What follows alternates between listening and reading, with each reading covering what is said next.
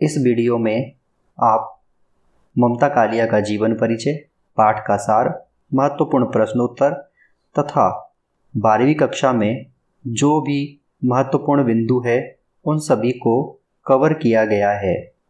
दूसरा देवदास ममता कालिया की कालजयी रचना है। यह प्रेम के प्रथम अनुभव से ओतप्रोत है। यह कहानी शरद चंद्र द्वारा रचित देवदास सा प्रेम की अनुभूति कराता है। ममता कालिया ने इस लेख में युवा प्रेम के प्रथम अनुभव को बड़ी बारीकी से अनुभव कराया है। यह लेख परीक्षा की दृष्टि से तैयार किया गया है, जो विद्यार्थियों के लिए गागर में सागर भरने का कार्य करेगा। ममता कालिया का जीवन परिचय। जन्म तथा स्थान। 1940 में इनका जन्म हुआ मथुरा उत्तर प्रदेश में। शिक्षा। इनकी शिक्षा विभिन्न शहरों में हुई, जैसे नागपुर, पुणे, इंदौर, मुंबई। दिल्ली विश्वविद्यालय से अंग्रेजी में इन्होंने एमए किया। कार्य। अध्यापन कार्य। दौलत राम कॉलेज दिल्ली विश्वविद्यालय में अंग्रेजी की अध्यापिका रही। SNDT महिला कॉलेज मुंबई में अध्यापन कार्य किया। महिला सेवा सदन डिग्री कॉलेज इलाहाबाद में प्रधानाचार्य रही। निदेशक का कार्य। भारतीय भाषा परिषद कोलकाता में निदेशक रही। स्वतंत्र लेखन कार्य। वर्तमान में नई दिल्ली में रहकर स्वतंत्र लेखन कर रही हैं। रचनाएं। उपन्यास बेघर, नरक दर नरक, एक पत्नी के नोट्स, प्रेम कहानी, लड़कियां, दौड़। कविता संग्रह है इनकी 25 साल की लड़की, थिएटर, रोड के कौवे। इसके अतिरिक्त 12 कहानी संग्रह है, जो संपूर्ण कहानियां नाम से 2 खंड में प्रकाशित है। एकांकी संग्रह, यहाँ रहना मना है, आप न बदलेंगे। काव्य है इनकी खाटी, घरेलू औरत, कितने प्रश्न करूं। अंग्रेजी काव्य संग्रह है ट्रिब्यूट टू पापा एंड अदर पोयम। इनका पुरस्कार सरस्वती पत्रिका का कहानी पत्रिका सम्मान, अभिनव भारती का रचना सम्मान कोलकाता, उत्तर प्रदेश हिंदी संस्थान का कहानी सम्मान भारतीय भूषण प्राप्त किया। साहित्यिक विशेषताएं। मानवीय मूल्यों और संवेदनाओं को अपने लेखन में स्थान दिया है। लेखन में कहीं सटीक व्यंग्य है तो कहीं कल्पना और रोमानियत है। युवा मन के आकर्षण और संवेदनाओं को अभिव्यक्ति प्रदान की है। भाषा शैली। साधारण शब्दों को भी आकर्षक भाषा शैली में प्रस्तुत करना ममता कालिया की विशेषता है। विषय के अनुरूप सहज भाव अभिव्यक्ति, शब्दों की परखता, सजीवता, सरलता, सुबोधता, व्यंग्य की सटीकता और रोचकता उनकी कहानियों के प्राण हैं। तत्सम तद्भव देशज शब्दों के साथ साथ ग्रामीण अंचल के शब्दों का भी प्रयोग किया गया है। दूसरा देवदास ममता कालिया। विधा कहानी, पाठ की मूल संवेदना। ममता कालिया की कहानी दूसरा देवदास में प्रेम के महत्व और उसकी गरिमा को ऊंचाई प्रदान की गई है। कहानी से यह सिद्ध होता है कि प्रेम के लिए किसी नियत व्यक्ति, स्थान और समय की आवश्यकता नहीं होती, बल्कि वह स्वतः ही घटित हो जाता है। 21वीं सदी के भोग विलास की संस्कृति ने प्रेम का स्वरूप अधिकतर उच्च श्रृंखल कर दिया है। ऐसी स्थिति में यह कहानी प्रेम के सच्चे स्वरूप को रेखांकित करती है और दूसरी तरफ युवा मन की संवेदना, भावना और कल्पनाशीलता को भी प्रस्तुत करती है। पाठ का सार। हर की पौड़ी का मनोहारी दृश्य। हर की पौड़ी पर संध्या के समय गंगा की आरती का रंग ही निराला होता है। भक्तों की भीड़ मनोकामना की पूर्ति के लिए फूल, प्रसाद आदि खरीदती है। उस समय पंडे भी गोताखोर सक्रिय हो जाते हैं। चारों तरफ पूजा का वातावरण है। मंच, मंजिल, नीलांजलि में लगे सहस्त्र दीप जल उठते हैं और आरती शुरू हो जाती है। मनौतियों के लिए फूल के छोटे छोटे दोने गंगा की लहरों पर झल्लाते हुए आगे बढ़ जाते हैं। पूरे वातावरण में चंदन और धूप की सुगंध फैली हुई है और भक्तजन संतोष भाव से भरे हुए हैं। गंगा पुत्रों का जीवन परिवेश। गंगा पुत्र उन गोताखोरों को कहते हैं जो गंगा में डुबकी लगाकर भक्तों द्वारा छोड़े गए पैसों को इकट्ठा करके अपनी आजीविका चलाते हैं। इनका जीवन गंगा पर ही निर्भर रहता है। ये रेजगारी बटोर कर अपनी बहन या बीबी को कुशा घाट पर दे आते हैं, जो इन्हें बेचकर नोट कमाती है। कभी कभी इनके साथ हादसा भी हो जाता है, परंतु बगैर परवाह किए यह अपने कार्य में लगे रहते हैं। दूसरा देवदास में नायक नायिका का प्रथम परिचय। कहानी का नायक संभव है और नायिका पारो है। संभव कुछ दिनों के लिए अपनी नानी के घर आया हुआ है। नास्तिक होते हुए भी अपने माता पिता के कहने पर गंगा का आशीर्वाद लेने आया हुआ है। नायक नायिका का प्रथम परिचय गंगा किनारे मंदिर में होता है। संभव मंदिर में पैसे चढ़ाने के उपरांत अपना हाथ कलावा बांधने के लिए आगे बढ़ाता है। तभी एक नाजुक सी कलाई भी कलावा बंधवाने के लिए आगे बढ़ती है। संभव उस गुलाबी कपड़ों में भीगी लड़की को देखता है। पुजारी दोनों को दंपति समझकर आशीर्वाद देता है। सुखी रहो, फलो फूलो, जब भी आओ साथ ही आना, गंगा मैया मनोरथ पूरे करे। लड़की घबराकर छिटक दूर हो जाती है और तेजी से चली जाती है। इस प्रकार दोनों के बीच प्रथम आकर्षण हर की पौड़ी पर उत्पन्न होता है, जो निरंतर घटने वाली घटनाओं के तारतम्य से प्रेम में बदल जाता है। इसे प्रथम दृष्टि का प्रेम कहा जा सकता है। संभव की मनः स्थिति। लड़की से मिलने के पश्चात उस छोटी सी मुलाकात ने संभव के मन में कल्पना और सपनों के पंख लगा दिए। उसके अंदर पुनः मिलने की बेचैनी पैदा हो गई।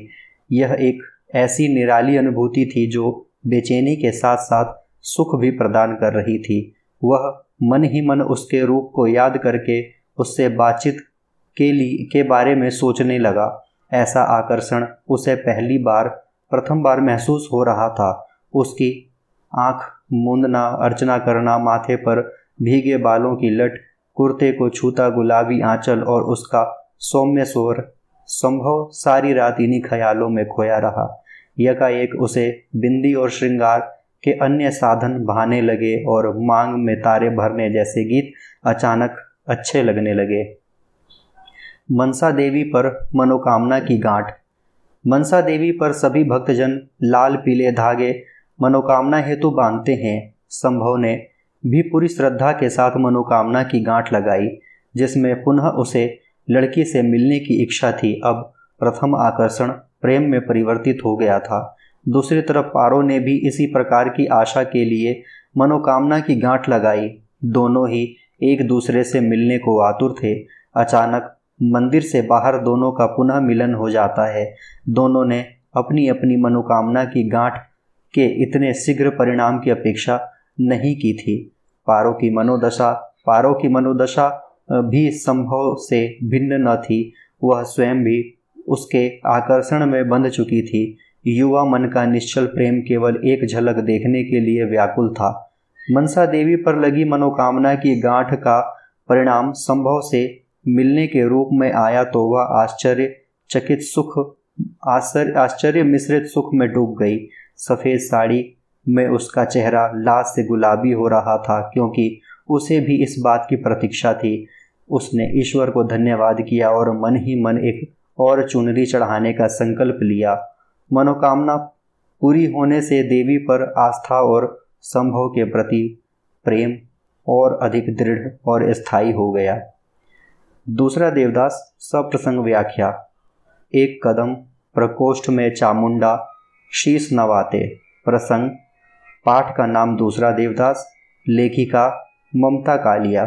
संदर्भ, इस कहानी में लेखिका ने युवा मन के प्रेम के प्रतिभावों, प्रथम आकर्षण और उससे उत्पन्न संवेदनाओं को व्यक्त करने के साथ साथ धार्मिक स्थानों पर बढ़ती व्यापारिक वृत्ति का भी वर्णन किया है।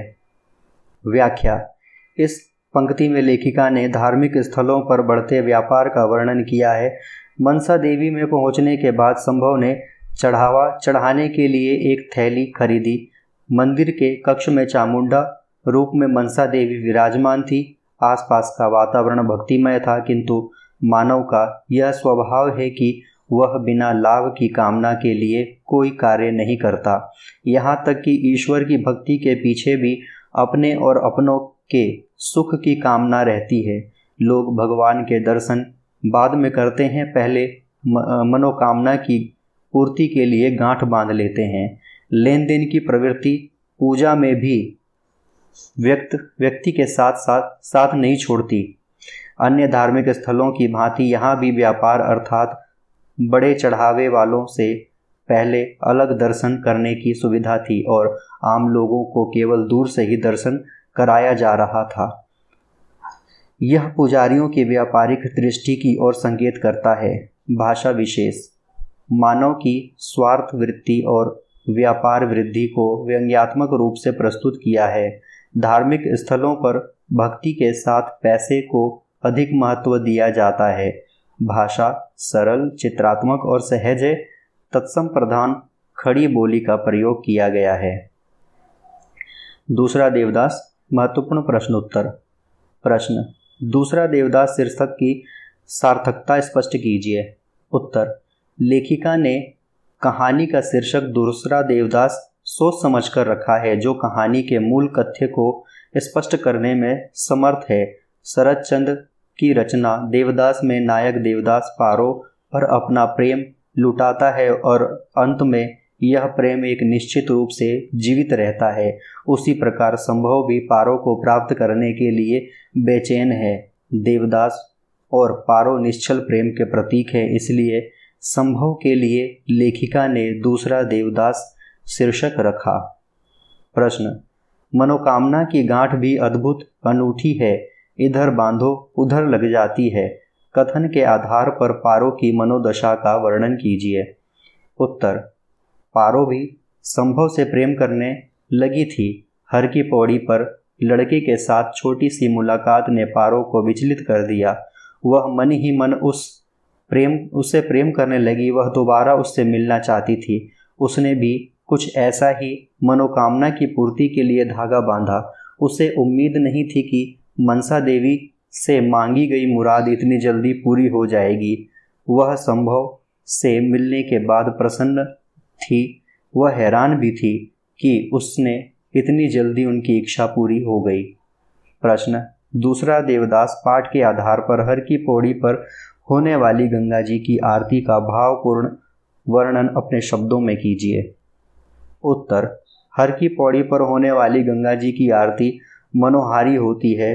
भक्त पूरी श्रद्धा के साथ गंगा के घाट पर उपस्थित होते हैं। प्रकृति श्रद्धा और भक्तिमय हो जाता है। लोग सभी सांसारिक विचारों को पीछे छोड़कर यहाँ दरबार में सच्चे हृदय से शामिल होते हैं। गंगा की आरती जैसे ही आरंभ होती है, सहस्त्रों बत्तियां जल उठती है। भक्तजन हाथों में फूल और दिए लेकर खड़े हो जाते हैं और गंगा की धारा में मनोकामना के साथ प्रवाहित करते हैं। गंगा पुत्र जो गंगा की धारा में तैरकर उन प्रवाहित फूल और दिए के साथ चढ़ावे को एकत्र कर अपना जीवन चलाते हैं, उनका कार्य आरंभ हो जाता है। व्यवस्था को बनाए रखने के लिए स्वयं सेवकों की मुस्तैदी भी होती है। पंडित पुजारी किसी के पास समय नहीं होता, वह अपने कार्य में प्रतिदिन की भांति लग जाते हैं। भक्तों को स्नान के बाद टीका और कलावा लगाना और उन्हें आशीर्वचन देना, यह कार्य आरंभ हो जाता है।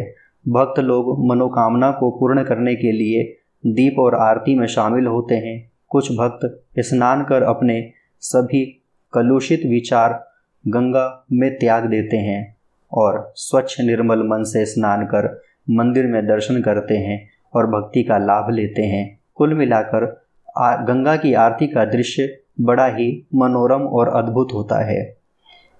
प्रश्न, गंगा पुत्र के लिए गंगा मैया ही जीविका और जीवन है। इस कथन के आधार पर गंगा पुत्रों के जीवन परिवेश की चर्चा कीजिए।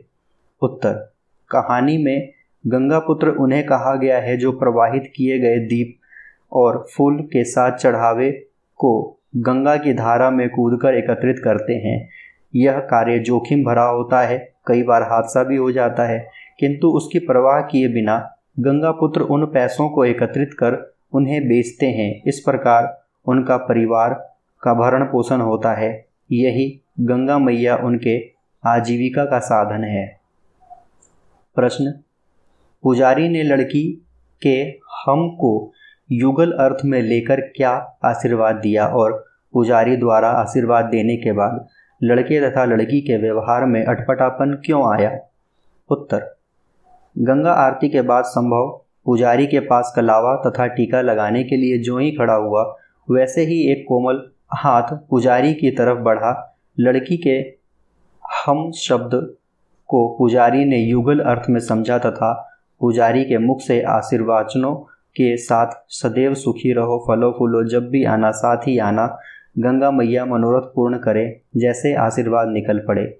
यह सुनकर संभव के मन में अद्भुत से विचार उत्पन्न हुए। पूरा शरीर रोमांचित हो उठा, किंतु पारो छिटक कर दूर हो गई और स्वयं को अकेले बताया। यह अटपटापन दोनों के मन में पंडित के आशीर्वाद के कारण आया था। अन्य प्रश्नों के लिए तथा अपने पाठ के विषय वस्तु को जानने के लिए इस चैनल से जुड़े रहें। इस चैनल को सब्सक्राइब कर लें। आपके विषय तथा आपकी कक्षा के अन्य नोट यहाँ उपलब्ध होते रहेंगे।